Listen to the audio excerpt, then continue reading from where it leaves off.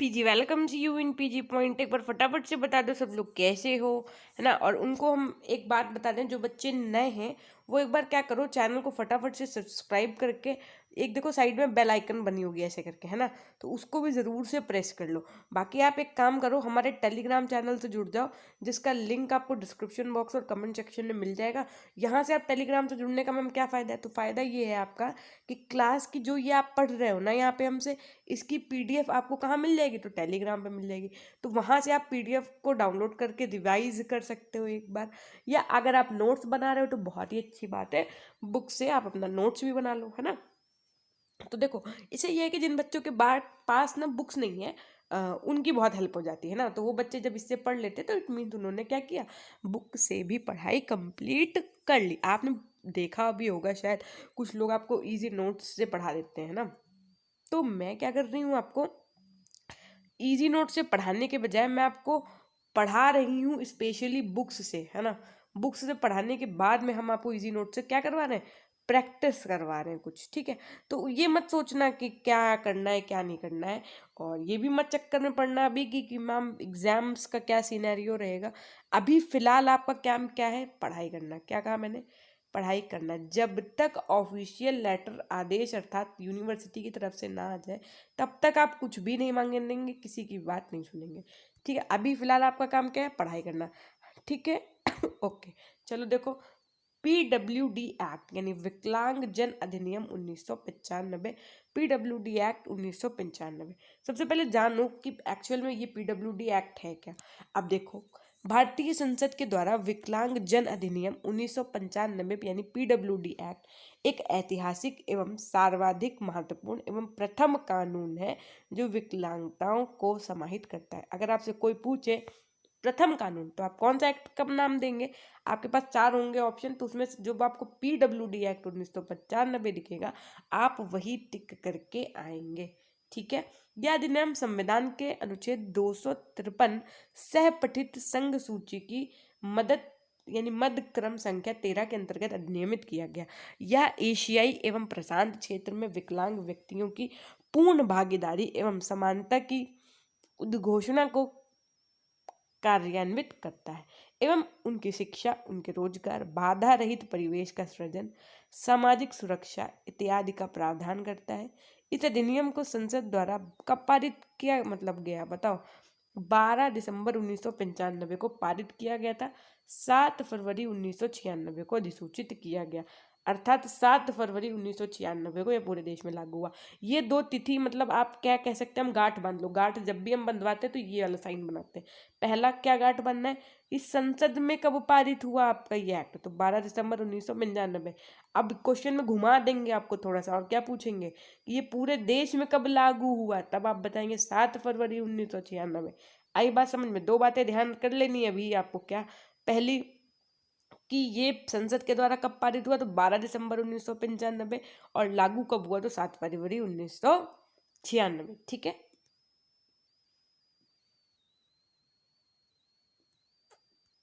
अब देखो, विकलांग जन यानी समान अवसर अधिकार संरक्षण एवं पूर्ण भागीदारी अधिनियम 1995 में राष्ट्रीय स्तर पर पीडब्ल्यूडी एक्ट के प्रावधानों के कार्यान्वयन के लिए मुख्य विकलांग आयुक्त कार्यालय, है ना, जिसमें जेकी एक संवैधानिक संस्था है ना, को यह जिम्मेदारी दी गई है, एवं राज्य स्तर पर विकलांग आयुक्त कार्यालय अपने अपने राज्यों में पीडब्ल्यूडी एक्ट के प्रावधानों का कार्यान्वयन के लिए जिम्मेदार होगा। मतलब इसके लिए आप देख रहे हो, ऐसा नहीं कि बस एक्ट बन गया, नहीं।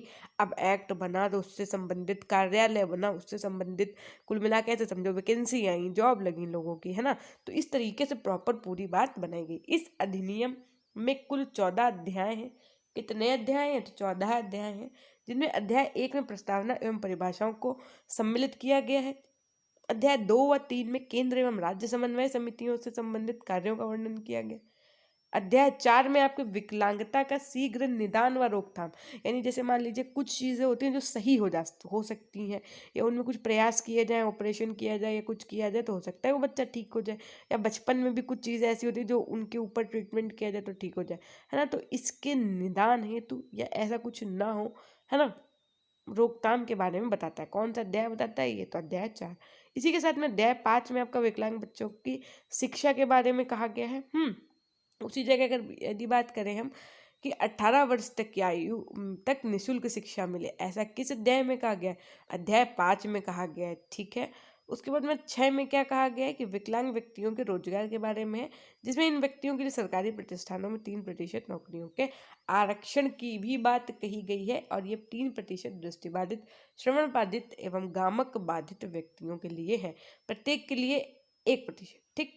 इसी के साथ में अध्याय 8 में क्या कहा गया है, तो देखो अध्याय 8 में आपका बताया गया है कि इसमें विकलांग व्यक्तियों के लिए बाधा रहित वातावरण का भी प्रावधान है, जिसमें कहा गया है कि विकलांग व्यक्ति चिकित्सालय, सुनो, रेलवे स्टेशन, प्रशिक्षण केंद्र, मनोरंजन स्थल, निर्वाचन बूथ, कार्यक्षेत्र एवं सभी सार्वजनिक स्थलों की समस्त सुविधाओं का प्रभावशाली तरीके से उपयोग कर सकें। इसलिए सरकार इस बात को स्पष्ट घोषणा करती है कि इन सब सार्वजनिक स्थलों का बाधा रहित होना अनिवार्य। इसके लिए इन सार्वजनिक इमारतों में रैंप यानी पहिए वाली कुर्सी वालों के लिए शौचालय में अनुकूल सुविधा, लिफ्ट आदि में ब्रेक चिन्ह व श्रव्य संकेत हो, है ना। अब आप देखो क्या होता है कि आपने कभी कभी कहीं कहीं ना कहीं देखा जरूर होगा, आप अब एक तरफ देखते हो तो स्टेयर्स बनी होती है, जीने बने होते हैं, ये रेलिंग लगी होती है, ये पूरा प्लेन होता है। अब आप सोचते हो अरे यार ये प्लेन जीना है, तो ये जीना नहीं होता है, इसको बोलते रैम्प। क्या बोलते हैं इसको? इसको बोलते रैम्प।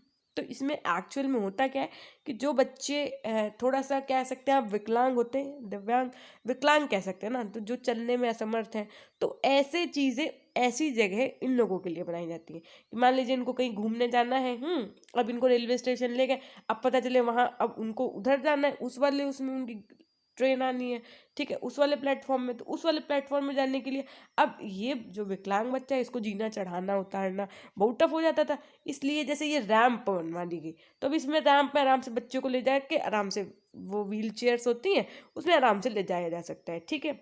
अब देखो पीडब्ल्यूडी एक्ट के अंतर्गत 7 प्रकार की विकलांगता को सम्मिलित किया गया। कितने प्रकार की?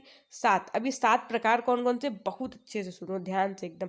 अच्छा एक बार मेरे कहने में फटाफट से सेशन को लाइक कर दो, फिर बताते हैं 7 प्रकार की कौन सी। आप कहो मैम हम तो लाइक नहीं करेंगे, 7 चीज़ें तो हमारे सामने, लेकिन हम खुद है ना पढ़ लें।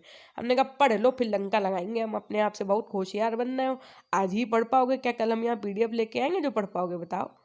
हो होशियार, बन लो खूब होशियार।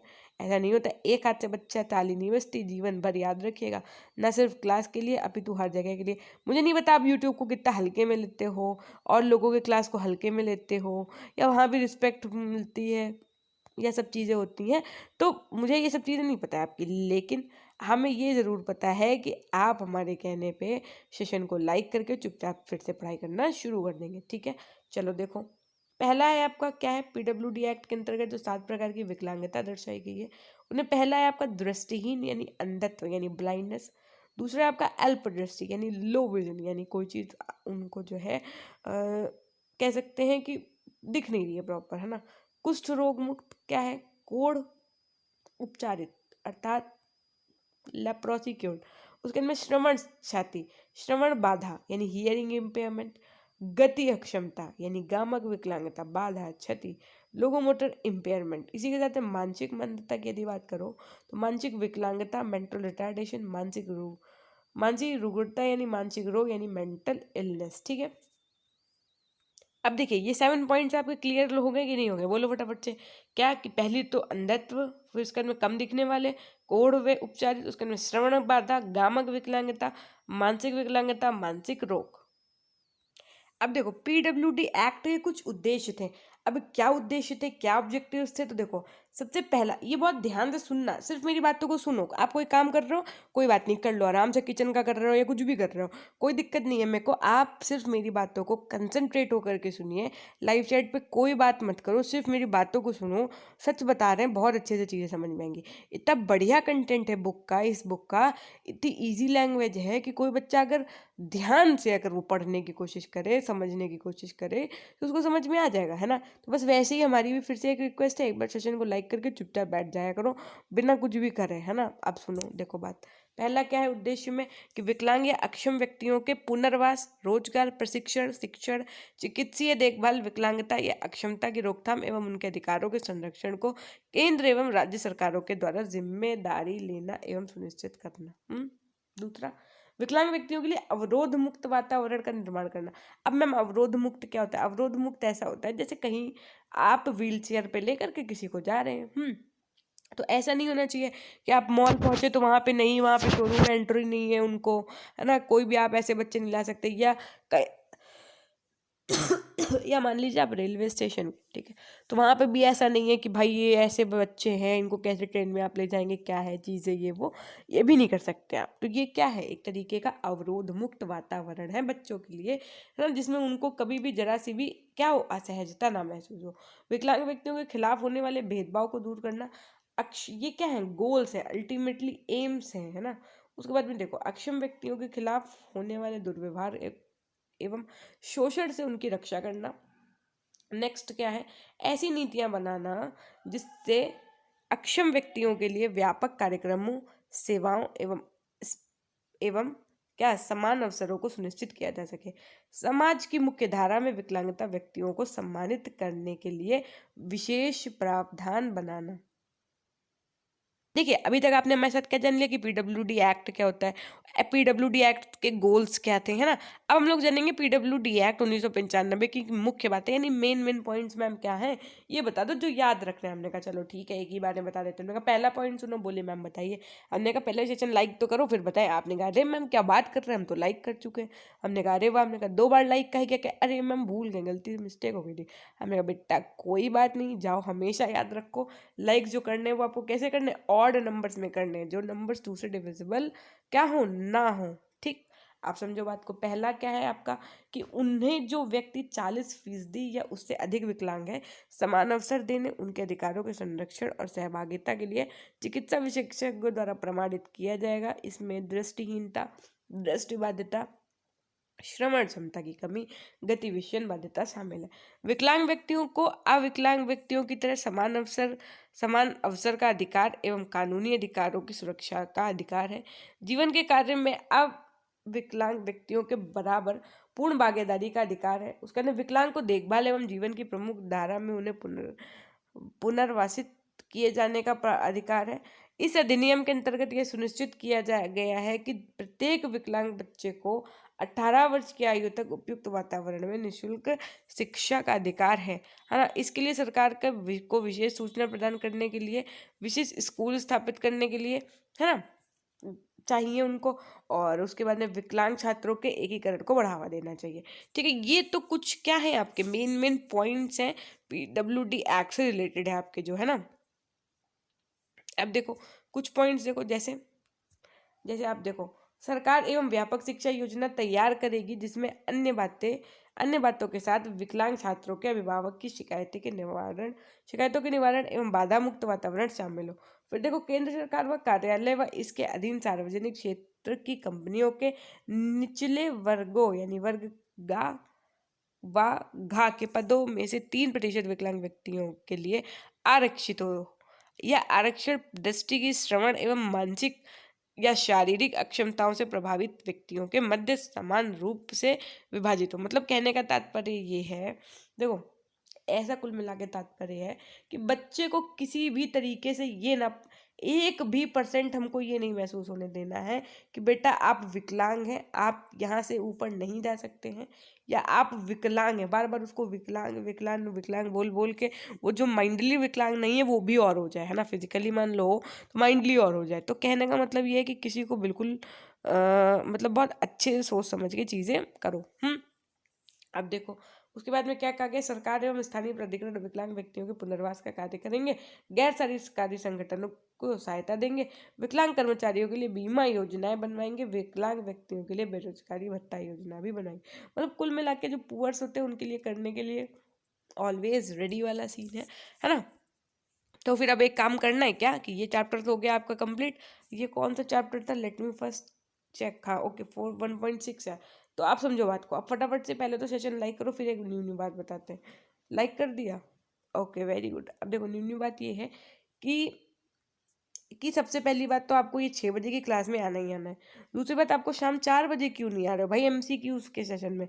और अंतिम बात ये कि कभी भी किसी के कमेंट सेक्शन में कमेंट करना ना भूलिएगा। किसी का भी वीडियो हो, आप अपने जीवन के 20 सेकंड उसको दे सकते हैं। ठीक है, तो ये थी हमारी एक छोटी-सी क्लास। और बाकी हम लोग कल पढ़ते हैं। अब ये छोटे-छोटे पॉइंट्स हैं आपके, जल्दी-जल्दी कंप्लीट हो जाएँगे, है ना? तो उसकी टेंशन नहीं लो कि मैम क्लास इतनी छोटी क्यों? मैं आपको टॉपिक वाइज़ पढ़ा रही हूँ ना, तो इस वजह से आपको लग रहा है कि क्लास छोटी है। ठीक है, ये मेरी ड्रेस छोटी है, ठीक है, चॉइस नॉर्मल है, ठीक है, कोई बात नहीं, it's okay, it's well and good. अगर किसी को पसंद है तो मैं उसे फोर्स नहीं कर सकती ना। तो देखो यहीं से करेंगे सेशन को एंड। हमेशा खुश रहिए, मुस्कुराते रहिए, कभी अपने लिए तो कभी अपनों के लिए। Till then take care, bye bye, meet up with you in the morning time, okay.